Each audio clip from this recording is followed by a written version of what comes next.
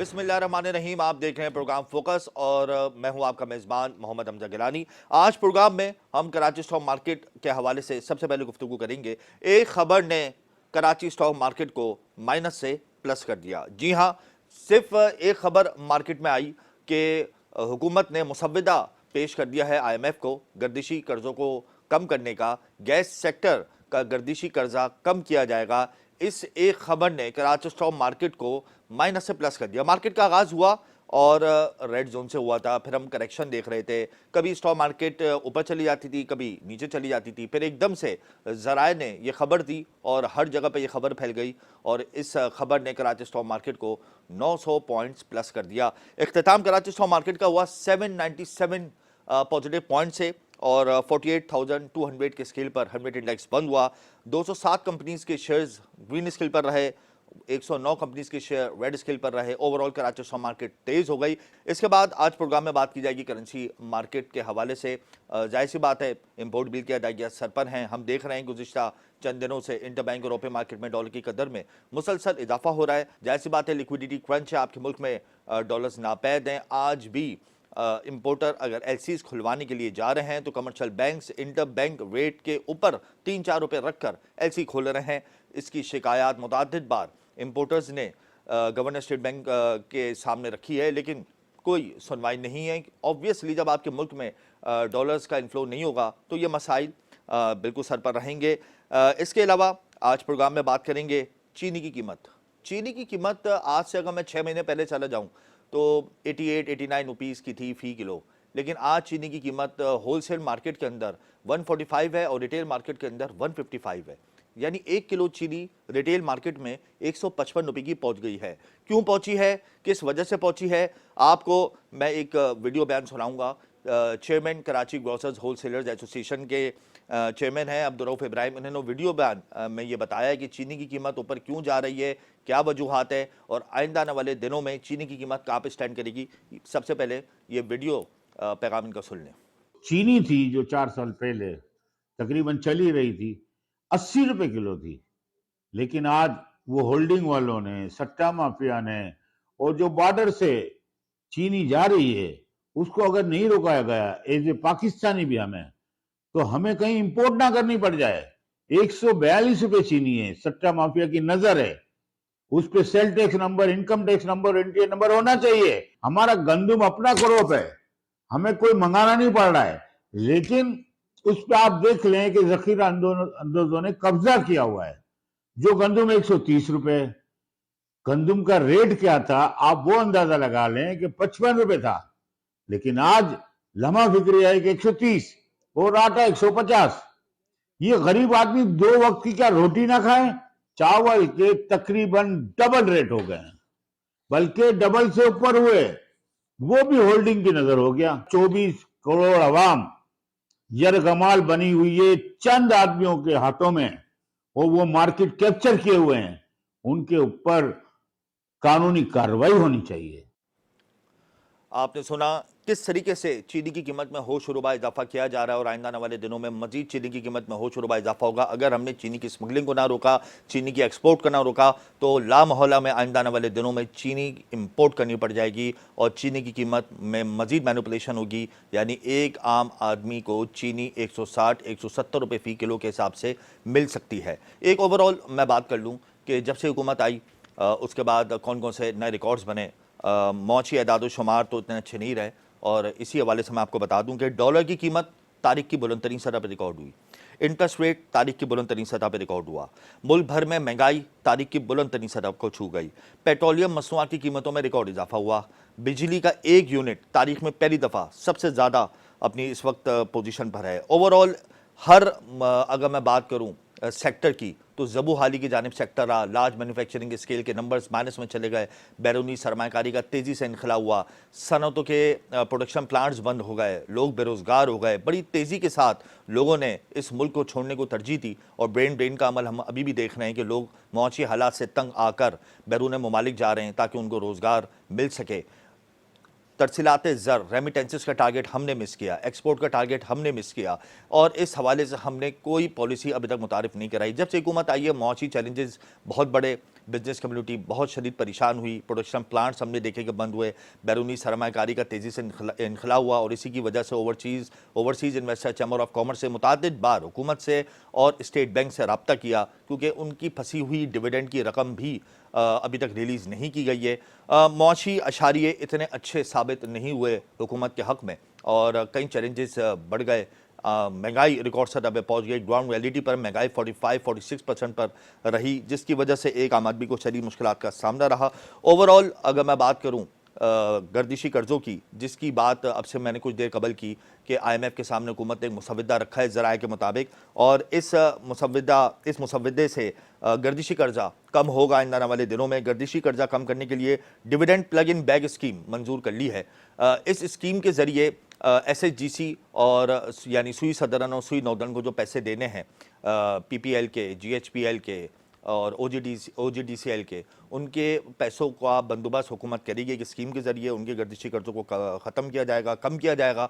और इसी हवाले से जो इन कंपनीज़ के शेयर्स हैं GHPL के, OGDCL के और PPL के, इनके डिविडेंड को भी इस स्कीम में एडजस्ट किया जाएगा। तो इस खबर ने कराची स्टॉक मार्केट में बहुत तेज़ी कर दी थी और सरमाकारों का एतमाद बहाल हुआ और मार्केट यकदम माइनस से प्लस हो गई। ये इस मंसूबे पर यानी इस मुसव्वदे पर यानी इस स्कीम पर जो अमल किया जाएगा वो निगरान सेटअप में जो भी वज़ीर आज़म आएगा वो इस स्कीम को आगे लेके चलेगा। ये ज़राए का कहना है कि IMF ने इस स्कीम को मंजूर कर लिया है। सिर्फ ज़राए की एक खबर ने मार्केट को स्पेकुलेट कर दिया और मार्केट एकदम से पॉजिटिव चली गई। इसी हवाले से मेरे प्रोग्राम में इस वक्त हमें ज्वाइन किया है स्टॉक एक्सपर्ट हैं सलमान नकवी। मैं इनसे जानूंगा कि एक ख़बर ने स्टॉक मार्केट को माइनस से प्लस कर दिया, सरमाकारों का एतमाद बहाल हो गया। कल 1000 पॉइंट्स हमने ट्रेडिंग के दौरान देखे थे कि माइनस हुए, आज ट्रेडिंग के अंदर 900 से ज़ायद पॉइंट्स का इजाफा हुआ और बड़ी ज़बरदस्त तेज़ी देखी गई ऑयल एंड गैस सेक्टर के शेयर्स में।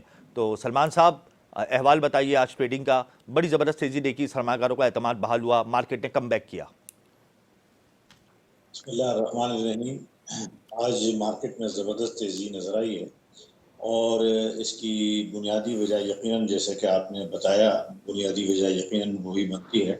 मार्केट ऑलरेडी बहुत डिस्काउंटेड है और बहुत ही लो लेवल पर जो है ट्रेड कर रही है। तो इस मौके पर जब गैस का सर्कुलर डेट ख़त्म करने के लिए हुकूमत ने IMF को एक प्लान दिया था कि वो अप्रूव करे और उस प्लान के तहत सुई नॉर्दर्न और सुई सदर्न कंपनी को हुकूमत पैसे देगी और वो पैसे जो कंपनीज जिनके फंड्स रुके हुए हैं OGDC, PPL, PSO और दीगर जितनी भी कंपनीज हैं उनको सुई नॉर्दर्न और सुई सदर्न वापस वो पैसे करेगी और वो उसके मद में बहुत बड़ा डिविडेंड जो है वो अनाउंस करेंगे। और ये डिविडेंड अनाउंस करने के सिलसिले में फ़ायदा ये होना है कि इन तमाम कंपनीज की बड़ी शेयर होल्डिंग गवर्नमेंट के पास है, तो वो जब डिविडेंड अनाउंस करेंगे तो वो पैसा वापस गवर्नमेंट के पास चला जाएगा। इस तरीके से एक तीर में दो शिकार होंगे। डिविडेंड भी अच्छा आ जाएगा, नंबर 1, नंबर 2 हुकूमत को वापस अपने दिए हुए पैसे जो मिल जाएंगे और उसको कहीं से ये पैसे अरेंज करना नहीं पड़ेंगे। तो इस स्कीम के अप्रूवल की बातें आई हैं। हाउएवर अगर ये कंफर्म होता है, वैसे लग रहा है कंफर्म है, तो मजीद तेजी भी हो सकती है और जिसकी वजह से हमने इस सेक्टर में एक जबरदस्त तेजी देखी, अपर लॉस लगे। इसके अलावा लाल पीर पावर कंपनी ने 15 रुपए का कैश डिविडेंड अनाउंस किया है। जी, तो बिल्कुल। इससे मूलतः जितनी भी पावर कंपनीज हैं, जैसे निशात चुनिया पावर है, कैपको है, निशात पावर है, इनमें भी बहुत जबरदस्त तेजी नजर आई और सब में कैप लगे और सबकी एक्सपेक्टेशन है जिस तरह से लाल पीर ने डिविडेंड अनाउंस किया है, इसी तरीके से बाकी कंपनीज भी डिविडेंड अनाउंस करेंगी। ये वो बुनियादी वजह थी जो आज हमने मार्केट में एक जबरदस्त तेजी का रुझान देखा है। अच्छा सलमान साहब, अगर वज़ीर आज़म का अनाउंस हो जाता निगरान सेटअप के हवाले से, तो आप को ऐसा लगता था कि मार्केट इससे ज़्यादा परफॉर्म कर देती? और लोग चूँकि अभी भी जाहिर सी बात है इन्वेस्टर्स ने थोड़ा सा मोहतात रवैया अपनाया, क्योंकि अभी तक तो हमें ये नहीं मालूम कि किसका नाम फाइनल हुआ है, लेकिन अगर नाम फाइनल हो जाता तो मार्केट और अच्छा परफॉर्म करती। मैं समझता हूँ कल की मंदी की एक बड़ी वजह में ये वजह भी थी कि जो इन्वेस्टर्स हैं वो अनसर्टेन हैं कि भाई कौन केयरटेकर हुकूमत संभालेगा, वो कैपेबल होगा नहीं होगा, कोई सियासतदान तो नहीं आ जाएगा। तो अभी भी ताहाल मुख्तलिफ नाम पे स्पेकुलेशन है। इसमें मैं ये कह सकता हूँ कि अगर किसी मईशत दान को, किसी इकोनॉमिस्ट को, जैसे कि हफीज शेख का नाम आ रहा है, एक अहम ओहदे दिए जाए या प्राइम मिनिस्टर या फाइनेंस मिनिस्टर, तो ये बड़ी अच्छी खबर होगी क्योंकि वो फिर मईशत को समझते भी हैं और IMF से होने वाले आइंदा मुज़ाकरात, जो हमारे आइंदा होने वाले फाइनेंशियल सेटअप का फ्यूचर डिसाइड करेंगे उसमें बड़ा अहम रोल अदा कर सकते हैं। तो अच्छा हाउएवर सलमान अभी साहब, तक आखिर में ये बता दें कि करेंसी मार्केट में दोबारा से डॉलर की जो कीमत है वो बढ़ रही है। इंटरबैंक और ओपन मार्केट का गैप दोबारा से बढ़ना शुरू हो गया है। लिक्विडिटी क्रंच तो है, जाहिर सी बात है, हमारे मुल्क में डॉलर्स नहीं आ रहे, जिसकी वजह से मुश्किलात का सामना है हमें। लेकिन अभी इंपोर्ट बिल की अदायगियाँ सर पे खड़ी हुई हैं। अगर यही गैप बढ़ता जाएगा और रुपये की वैल्यू डेप्रिशिएट होती जाएगी तो इसका क्या इम्पैक्ट आप देख रहे हैं ट्रेडिंग में? यकीनन देखें, रुपी डेप्रिशिएट होना कोई अच्छी बात नहीं है, मगर ये एक एक्सपेक्टेड है। ये अब इतनी अनसर्टेनिटी जो आज से कुछ अरसा कबल थी, एक बहुत बड़ा गैप होता था ओपन मार्केट में और इंटरबैंक में। इस तरह का गैप नहीं है। आईएमएफ की पाबंदी भी है कि एक हद तक आप गैप मेंटेन रख सकते हैं, इससे ऊपर नहीं जाने देंगे। और क्योंकि इंपोर्ट अलाउ हो रही है और आहिस्ता आहिस्ता दीगर जो रिपेट्रिएशंस है, जो प्रॉफिटेबिलिटी जो रोकी हुई थी, जो डिविडेंड की मद में, और दूसरी चीजें हुकूमत आहिस्ता आहिस्ता अदा कर रही है। और according to the state bank के गवर्नर ने जब मॉनेटरी पॉलिसी का ऐलान किया था तो उन्होंने वाज़ेह किया था कि उन्हें कोई ऐसी प्रॉब्लम नहीं है, वो तमाम इम्पोर्ट्स भी बहाल कर देंगे, उसके साथ साथ जो भी पेमेंट ड्यू है वो भी अदा कर देंगे विद इन टाइम। तो ये फिलहाल ये टेम्परेरी है, लेकिन इसके अब पेस में कमी आ गई। अब पैसों में शुरू में 2-2, 3-3 रुपए का फर्क पड़ रहा था, लेकिन अब वो 50 पैसे, कल 46 पैसे था, आज का अभी फाइनल रेट मालूम नहीं हुआ है।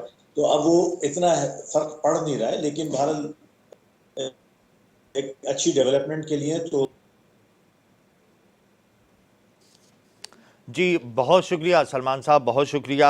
आइंदा आने वाले दिनों में जाहिर सी बात है, अगर हमने रुपये की वैल्यू को कंट्रोल नहीं किया और डॉलर मज़ीद ऊपर जाता है तो यकीनन इससे हर सेक्टर प्रॉब्लम का शिकार होगा, ख्वाह वो पाकिस्तान स्टॉक एक्सचेंज हो, ख्वाह वो हमारा सनती सेक्टर हो, या हमारा कोई सा भी बिजनेस सेक्टर हो। हमारा पूरा मुल्क जाहिर सी बात है इम्पोर्ट बेस्ड कंट्री है, और जाहिर सी बात है जब डॉलर की कीमत ऊपर जाती है तो उसके मनफी असरात हर शोबे पर मुरतब होते हैं। और ये भी अभी सुनने में आ रहा है कि आइंदा आने वाले दिनों में पेट्रोलियम मसनूआत की कीमतों में मज़ीद इजाफा हो सकता है। अगर पेट्रोलियम मसनूआत की कीमतों में मज़ीद इजाफा होता है तो जाहिर सी बात है बिजली की कीमतों में मज़ीद इजाफा होगा। और यही IMF का कहना है कि अगर आपने गर्दिशी कर्ज़ों को कम करना है या ख़त्म करना है तो आपको अपना टैक्स नेट बढ़ाना होगा, और हुकूमत टैक्स नेट बढ़ाने के बजाय यूटिलिटीज़ के टैरिफ में इजाफा कर देती है, जिसकी वजह से पूरा निज़ाम धर्म भरम हो जाता है। महंगाई की नई लहर पैदा हो सकती है। वैसे भी महंगाई इस वक्त ऑल टाइम हाई है। इस वक्त ब्रेक का हमारे साथ रहिएगा, गुफ्तगू का सिलसिला जारी रहेगा।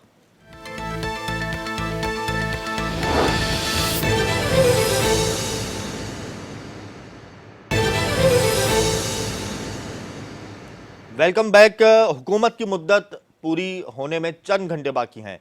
हुकूमत की मुद्दत तो पूरी हो जाएगी, लेकिन नए नए रिकॉर्ड हुकूमत ने अपने नाम किए हैं। मुल्क भर में बिजली का 1 यूनिट ऑल टाइम हाई हुआ, पेट्रोलियम मसनूआत की कीमतों में रिकॉर्ड इजाफा हुआ, डॉलर की कीमत तारीख की बुलंद तरीन सतह पर गई, गर्दिशी कर्जों में इजाफा हुआ, बैरूनी कर्जों में रिकॉर्ड सतह का हमने इजाफा देखा, सनतों के प्रोडक्शन प्लांट्स बंद हुए, स्मगलिंग कल्चर हमारे मुल्क में परवान चढ़ता रहा, किसी ने कोई एक्शन नहीं लिया। आटा, दाल, चावल, चीनी, तमाम अशिया खुर्दनोश की कीमतें 7वें आसमान पर पहुंच गईं। सरकारी प्राइस लिस्ट की रेट मुकम्मल तौर पर ख़त्म हो गई। हुकूमत ने टैक्स लगाने का भी नया रिकॉर्ड कायम किया। बैरूनी सरमाकारी का तेज़ी से इनखला हुआ, interest rate all time high रहा। इन तमाम पॉइंट्स को अगर मैं यकजा कर दूँ तो इन ऐसे हालात में सनतों का चलना बहुत महाल है, और बिजनेस कम्युनिटी ने मुतअद्दिद बार हुकूमत से रब्ता किया, अपनी पॉलिसीज़ को सामने रखा, लेकिन जाहिर सी बात है बिजनेस कम्युनिटी की पॉलिसीज़ और एक है IMF की पॉलिसी। IMF की पॉलिसी का पलड़ा भारी रहा और हुकूमत ने IMF की पॉलिसी को सामने रखते हुए तमाम पॉलिसियों को तरतीब दिया। इसी हवाले से मैं गुफ्तगू करूँगा। आज के प्रोग्राम में हमें ज्वाइन किया है सैयद जौहर अली कंधारी ने, साबिक सदर हैं काटी के और सनतकार भी हैं। मैं उनसे गुफ्तगू करूँगा इस हवाले से। जौहर साहब, इतने मसाइल हैं, इतनी मुश्किलात हैं बिजनेस कम्युनिटी को, उसके बावजूद भी सिसक कर ही सही, लेकिन इंडस्ट्रीज़ बहरहाल चल तो रही हैं। तो आप क्या समझते हैं मुस्तकबिल क्या होगा आने वाले दिनों में? जी, बिस्मिल्लाहिर्रहमानिर्रहीम। बहुत शुक्रिया आपने मुझे इनवाइट किया। इसमें जितना आपने अपना इंट्रो में बातें कही हैं, आपने दूसरे को कहते हैं दरिया को दूसरे में बंद कर दिए। जहाँ तक इंडस्ट्री का सवाल है भाई, देखें ये हम ये आज की बात नहीं है, गुज़श्ता कई सालों से जो इंडस्ट्रिस्ट है कराची का, पाकिस्तान का, वो इसी बात को कहता आ रहा है कि हमें कंडक्टिव एनवायरनमेंट चाहिए, हमें जो बेसिक नेसेसिटी चाहिए, बिजली चाहिए, पानी चाहिए, गैस चाहिए, लॉ एंड ऑर्डर चाहिए, एक पॉलिटिकल स्टेबिलिटी चाहिए। क्योंकि जिस रीजन में हम काम कर रहे हैं, देखें हम पहले अपने आप को कंपेयर करते थे चाइना से, इंडिया से, इन मुल्कों से। आज तो हम किसी जगह पे उनको कंपेयर करने की पोजीशन में नहीं है। हम आज ना बांग्लादेश के काबिल रहे, ना श्रीलंका के काबिल रहे, बल्कि नेपाल, भूटान, मालदीव भी शायद हमसे आगे निकल गए।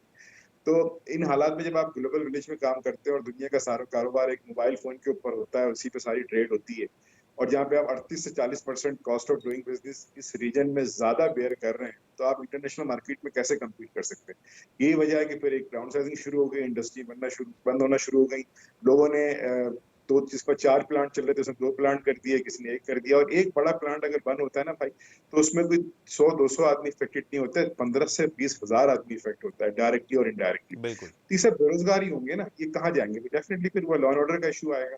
तो अगर आप ओवरऑल देखें कि अगर आप हुकूमती तौर पे देखें, मुझे बड़ी इस बात पे हैरत होती है कि इतने जो हालात चले कि अगर आप इमरान खान साहब की हुकूमत के भी 3-4 साल ले लें और इस हुकूमत के भी 16 महीने ले लें, तो ऐसा लगता है कि इन तमाम सियासी दौर में एक क्राइसिस मैनेजमेंट हुई है, कोई हुकूमत गवर्नेंस नहीं हो सकती। इमरान खान साहब के आदि पहले पुलवामा वाला इशू आ गया, उसके बाद फिर कोरोना आ गया, उसके बाद फिर सियासी इंस्टेबिलिटी आ गई, ये हुकूमत आने के बाद सैलाब आ गया। तो मतलब ये सब चीजों में ये जो है हमारी हुकूमतें और सियासी लोग उलझे रहे। तो ना किसी ने भी बिल्कुल इस चीज पे फोकस नहीं किया कि ये आपकी इकोनॉमी को, आपकी इंडस्ट्रीज को, आपकी कॉमर्स को, इस सेक्टर को कैसे संभालना है। ये दिन ब दिन बतदरीज, जैसा कि वो नमक घुलता है पानी में, घुलता चला गया।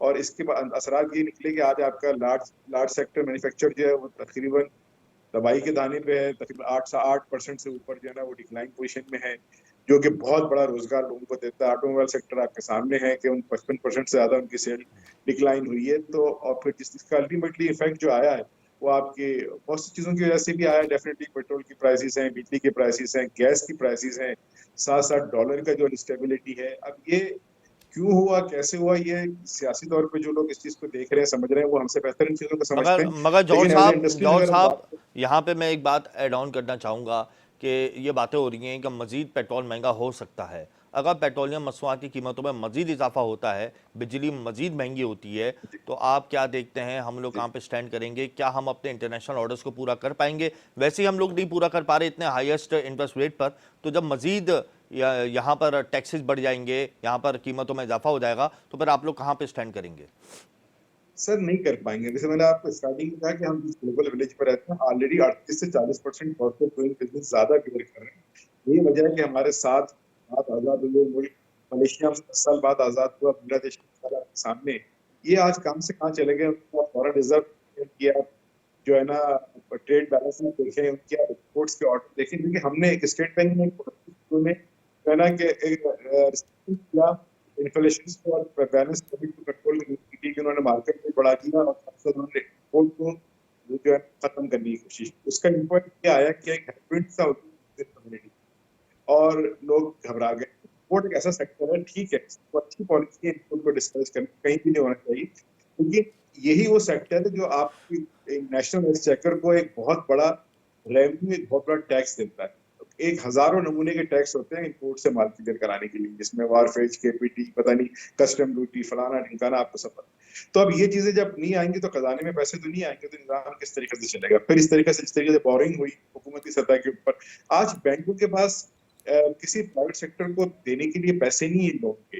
अब वो अपनी मदद आपके तहत चल रहा है। और जो हालात मैंने बताया आपको कि इतनी अनसर्टेनिटी और डॉलर के जो अदम इस्तेकाम है, इसने तो कारोबार खत्म कर दिया। सर देखें, अगर आप एक्सपोर्ट भी करते हैं, एक्सपोर्ट ओरिएंटेड इंडस्ट्रीज भी हैं, तो उसमें मेरे ख्याल है 30-40% ऐसी कमोडिटीज हैं जो इंपोर्ट होती हैं, तो उसमें वैल्यू एडिशन में बन के आपकी फिनिश प्रोडक्ट बन के जाती है।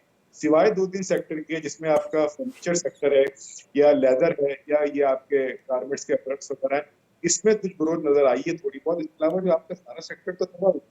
अब अच्छा सोचने की जौहर बात साहब यह ये है कि बताएं, जो आप जाहिर सी बात है चेयरमैन नए हैं काटी के, और उस वक्त उस वक्त तो मुल्क के हालात बेहतर थे, लेकिन अब आप क्या देखते हैं कि कितनी सनतें बंद हो गई हैं कोरंगी इंडस्ट्रियल एरिया में? आप उस वक्त जब चेयरमैन थे तो कितनी थी सनतें और अब कितनी हो गई हैं? इसमें कितने प्लांट शट डाउन हो गए हैं, और क्या समझते हैं कि आने वाले दिनों में अगर हालात यही रहते हैं तो चूंकि आप लोगों का इंटरेक्शन तो जाहिर सी बात है बिजनेस कम्युनिटी से बहुत ज़्यादा रहता है कोरंगी के हवाले से, तो क्या समझते हैं कितनी यूनिट्स बंद होने के खदशात हैं? देखिए इसमें भाई जब से ये मुल्क बना है ना, उसके आप हर हर साल का अखबार उठा के देखें तो उसमें एक बार जरूर छपा होता है कि मुल्क इसको नाजुक तरीन दौर से गुजरा। जब मैं चेयरमैन था उसमें भी नाजुक तरीन दौर से गुजरा था, बिजली का क्राइसिस भी था, लॉ एंड ऑर्डर का जमाना बहुत बहुत खतरनाक इशू था। इन सब हालात के बावजूद भी ऑनेस्टली इंडस्ट्री चलती थी, कारोबार होते थे। बड़े खतरनाक शहर में तो बहुत सारे हादसा देखे, बड़े यहाँ पे डोमेस्टिक वायलेंस भी देखे हैं और बड़े बड़े क्या कुछ नहीं गुजरा इस शहर के साथ। लेकिन ऐसा नहीं हुआ कि इंडस्ट्रीज खौफजदा इस वजह से तो था कि लॉ एंड ऑर्डर नहीं, लेकिन इंडस्ट्री चल रही थी, पीएमआर हो रहे थे, एक्सपेंशन हो रही थी, इंपोर्ट हो रही थी, प्रोजेक्ट लग रहे थे, डिस्पाइट ऑफ कि बहुत लॉ एंड ऑर्डर के मसले थे, बिजली पानी की उसका भी तकलीफ थी। इस टाइम जो बेसिकली हुआ ना, अगर आप नंबर्स की बात करें तो एग्जैक्टली नंबर तो नहीं कोट कर सकता, लेकिन जहाँ तक मेरा सर्कल में उठना बैठ, जो बड़े जेंट्स हमारे गारमेंट्स के, फार्मास्यूटिकल्स के, मैन्युफैक्चरिंग इंडस्ट्रीज के, लेदर के, वो बेशुमार लोगों ने अपने अगर 3 मिनट चलाते हैं तो एटलीस्ट 2 तो बंद कर दिए। किसी ने पानी नहीं मिलने से बंद कर दिया, किसी ने बिजली नहीं मिलने से बंद कर दिया। अगर नंबर पे आप जाए तो मैं समझता हूँ कि 30-35% इंडस्ट्री तो मेरे ख्याल से इस टाइम बंद है या बंद होने की दाने पे खड़ी है। क्योंकि कोई इंडस्ट्री फिर उम्मीद की कैसे किरण चलेगी? है जौहर साहब, कोई उम्मीद की किरण है कि हमारा सनती पहिया फिर दोबारा से पनप पाए? कोई उम्मीद की किरण आपको नजर आ रही है? बिल्कुल उम्मीद की किरण तो हमेशा मैं ऑप्टिमिस्टिक रहता हूँ कि इसी यही सब कुछ हुआ, यही सब कुछ होगा। लेकिन उम्मीद की किरण सिर्फ इसलिए है कि हमारी मुल्क की जो पॉलिसीज हैं या जो इसका रेगुलेटेड है, वो सब एक हुकूमत कंट्रोल करती है, वो प्राइवेट सेक्टर के पास लेवल प्लेइंग फील्ड तो नहीं है। हर इंडस्ट्री के अंदर एक रेगुलेट बॉडी है जो उसको रेगुलेट करने। अगर वो इन चीजों को सोच के हमारे मसाइल को सोच के इतना तो सहल करते हैं कि एटलीस्ट हम सर्वाइव, हमें पता है कि जो इस टाइम इंटरनेशनल मार्केट्स के हालात हैं, रिसेशंस हैं, महंगाई पाकिस्तान की नहीं पूरी दुनिया में बढ़ी है, बहुत बढ़ी है। यूरोप में आप देख लें, इवन आप गल्फ में देख लें, चीजें ऑलमोस्ट 30-40 मगर 50% वहां पर तो जौहर साहब लोग टैक्स भी देते हैं, टैक्स चोरी भी नहीं करते, स्मगलिंग कल्चर भी नहीं है वहां पर अगर पॉलिसी लोग बनाते हैं तो बिजनेस कम्युनिटी को ऑन बोर्ड लेकर बनाते हैं। यहाँ पर तो उसके बिल्कुल बरक्स है, यहाँ पर तो प्राइवेट सेक्टर को ऑन बोर्ड नहीं लिया जाता पॉलिसी बनाने के लिए। यहाँ पर स्मगलिंग कल्चर है, यहाँ पर टैक्स चोरी किया जाता है, और वो टैक्स जो चोरी होता है उसका बोझ कॉर्पोरेट सेक्टर पे डाल देते हैं। तो यहाँ पर तो बड़ा मामला खराब है, और आइंदा आने वाले दिनों में IMF के इशारों पर ही हमने चलना है। तो आप क्या समझते हैं कहाँ पर स्टैंड करेंगे हम लोग? देखिए मसला ये कि जहां तक आपने टैक्स चोरी की बात की, टैक्स चोरी करने वाला सेकंड स्टेज है। पहला स्टेज तो ये कि हम टैक्स ही नहीं देते। बिल्कुल 20-22 करोड़ की आबादी के अंदर मेरे ख्याल से 10-12 लाख भी नहीं है जो टैक्स देते हैं, जो मोस्टली लोग जो सैलरी परसेंट है। हमें तो इस नेटवर्क को बढ़ाने के लिए हर दौर में बातें की जाती है, लेकिन इसका मसला ये, जब तक आप एक FBR friendly, Indian revenue friendly environment नहीं देंगे, उस वक्त तक कि लोग टैक्स नेटवर्क में आते हुए डरते हैं। आज भी बेशुमार लोग जो है ना 0.6% पैसे देके करोड़ों लाखों रुपए अपने पैसे, रखे हुए पैसे बैंकों पर कटवा के पैसे निकाल लेते हैं, लेकिन वो फाइलर होना नहीं चाहते, क्योंकि उन्हें पता है अगर एक बार फाइलर हो गए तो जिंदगी भर के लिए फिर हमारे पीछे ऑडिट और डिमांड बिल्कुल और ऐसा ही है। चीजें लग जाएंगी। तो आपका तो इस वजह से जो ना आपका जो SME सेक्टर है वो बहुत घबराता है, क्योंकि कॉर्पोरेट सेक्टर है जो बहुत थोड़ा है 10-15%, वो तो बाय डिफॉल्ट उन्होंने सिस्टम में आना है, वो टैक्स भी देते हैं, रेवेन्यू भी देते हैं, उनके पास बहुत ट्रांसपेरेंट पॉलिसी से और बड़ा स्ट्रॉन्गली उनका अकाउंटिंग का और ऑडिट का मेन सिस्टम। लेकिन जो आपका मेजर सेक्टर जो इस पूरे मुल्क को चला रहा है वो SME सेक्टर। SME सेक्टर बहुत डरता है। आपका दुकानदार, आपका छोटा सनतकार, आपका कॉटेज इंडस्ट्री वाला, वो चाहता है जितना छुप के, जितना टाइम बगैर टैक्स की निकल जाए अच्छा है, भले उसकी कॉस्ट देना पड़े, भले रिश्वत देना पड़े, भले किसी को पैसे देना पड़े, भले सिफारिश कराना पड़े, लेकिन टैक्स नहीं देना पड़े। बिल्कुल पहली ऐसा बात ही है, दूसरी बिल्कुल बात ऐसा ही आपने है। जौहर साहब आप बिल्कुल बदा फरमा रहे हैं, आपका बहुत बहुत शुक्रिया। टैक्स नेट को बढ़ाने के लिए हुकूमत को उन लोगों को टैक्स नेट में लाना होगा जो टैक्स नहीं देते। अगर टैक्स नहीं देंगे तो जाहिर सी बात है हुकूमत की ख़जाने पर बोझ रहेगा, और फिर जाहिर सी बात है हुकूमत टैक्स टारगेट को पूरा करने के लिए कॉर्पोरेट सेक्टर पर मज़ीद बोझ डालेगी। Retailers, wholesalers, agriculture, real estate sector पर टैक्स चोरी होता है, ये सबको मालूम है। लेकिन इसके बावजूद भी इस बजट में ज़राअत को फिर रिलीफ दिया गया। IMF कहता है कि अपने टैक्स नेट को बढ़ाएं, और हुकूमत टैक्स नेट को बढ़ाती है, लेकिन सिर्फ कॉर्पोरेट सेक्टर हुकूमत के निशाने पर होता है। गुफ्तगू का सिलसिला जारी रहेगा या वक्त हुआ ब्रेक का, हमारे साथ रहिएगा।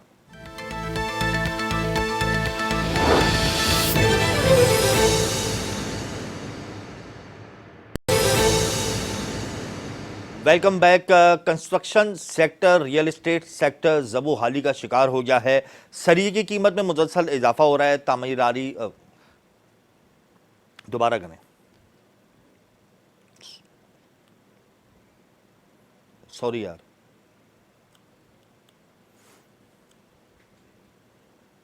सरिये को वादे कर दे।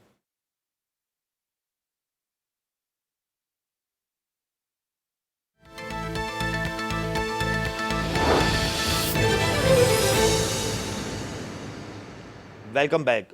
बिल्डर्स इस वक्त इंतहाई परेशान है क्योंकि जितने टैक्सेस रियल एस्टेट सेक्टर पर लग गए हैं, कंस्ट्रक्शन सेक्टर पर लग गए हैं, उसकी वजह से बहुत से प्रोजेक्ट्स हैं जो मुकम्मल तौर पर रुक गए हैं। इतने टैक्सेस इससे पहले हमने कभी भी नहीं देखे कि रियल एस्टेट पर लगे हों या कंस्ट्रक्शन सेक्टर पर लगे हों। इसके अलावा सरिये की मुसलसल इजाफी कीमत ने भी पैदावारी लागत को बहुत बढ़ा दिया है। कितने प्रोजेक्ट्स अब तक बंद हो गए हैं और कितने पैसे बिल्डर्स के फंस गए हैं, कितने ऐसे लोग हैं जिन्होंने बुकिंग की है और वो प्रोजेक्ट्स रुक दिए गए क्योंकि जाहिर सी बात है, जब इंटरेस्ट रेट बढ़ेगा, सरिये की कीमत में इजाफा होगा, पैदावारी लागत दुगनी और दुगनी से कहीं ज़्यादा बढ़ जाएगी, तो जो बुकिंग कराते हैं लोग, उनके पैसे रुक जाते हैं। बिल्डर्स बहुत ज़्यादा इस वक्त परेशान हैं। इसी हवाले से इस वक्त प्रोग्राम में ज्वाइन किया है मोहसिन शेखानी ने, पैटर्न इन चीफ हैं आबाद के। मैं इनसे जानूंगा कि कराची में कितने तामीराती मंसूबे हैं रुक गए, तामीराती मंसूबों के बंद हो जाने से कितनी रकम फंस गई है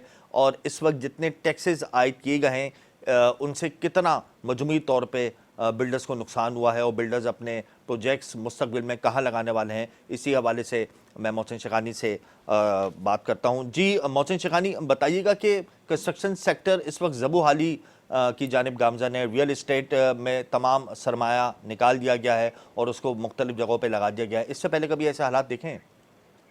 देखिए, मैं नहीं समझता पाकिस्तान की तारीख में कभी ऐसे हालात हुए थे। और रियल एस्टेट तो अपनी जगह है, बिजनेस कम्युनिटी के भी कभी ऐसे हालात नहीं हुए थे, जितने भी है। कभी जिंदगी में पाकिस्तान में 25% इंटरेस्ट रेट नहीं हुआ है। ये पहली दफा है कि इंटरेस्ट रेट 25% पे चला गया है। और 25% जब इंटरेस्ट रेट होता है तो कारोबार बंद ही हो जाते हैं, कहीं भी कारोबार हो नहीं सकते, इसलिए कि 25% आप कमा ही नहीं सकते। दूसरा ये कि रियल एस्टेट में जितने प्रोजेक्ट थे, एक तो आपकी डिवैल्यूएशन के बाद कॉस्ट ऑफ कंस्ट्रक्शन डबल हो गई है। जहाँ 3,500 रुपए स्क्वायर फीट था, आज 6,500-7 हजार रुपए स्क्वायर फीट कंस्ट्रक्शन कॉस्ट हो गई है। स्टील 1 लाख रुपए जो टन था वो 2.5 लाख 3 लाख रुपए टन पे खड़ा हुआ है। तो मतलब ऐसी चीजें हो रही है जो कभी ना देखी थी।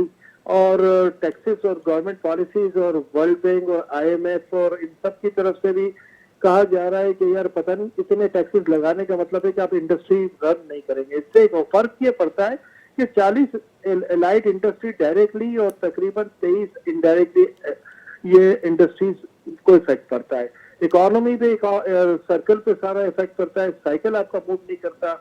लोगों के पैसे जो प्रोजेक्ट में है वो प्रोजेक्ट रुक गए हैं। तकरीबन 50% ऑफ द प्रोजेक्ट अभी रुके हुए हैं।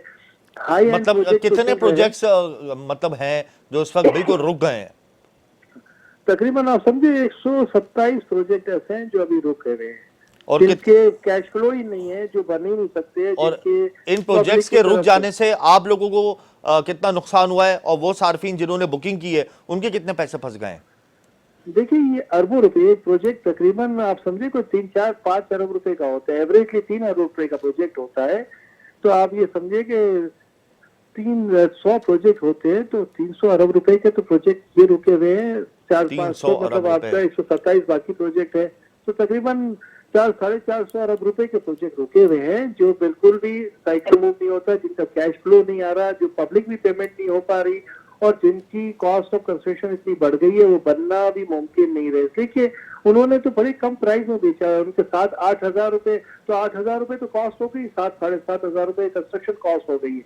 तो ये इदारों को बैठना पड़ेगा ताकि इन चीजों को रिजॉल्व करने के लिए कुछ पब्लिक पे, कुछ बिल्डर्स पे, कुछ गवर्नमेंट पॉलिसीज दे। पॉलिसीज सारी नेगेटिव आ रही है, मार्केट सेंटीमेंट भी नेगेटिव है और ये मुझे नहीं लगता कि इतना आसान हो चीजें कि अभी आने वाले वक्त में भी कोई चीज नजर नहीं आ रही। इसलिए कि पॉलिसीज किसी के कंट्रोल में नहीं है। जिनसे भी मुलाकात होती है वो कहते हैं हमें तो ये करना है, हमारे पास कोई ऑप्शन ही नहीं है। तो ये अच्छा सारी मोहसिन साहब, सरी की कीमत में मुसलसल इजाफा हो रहा है।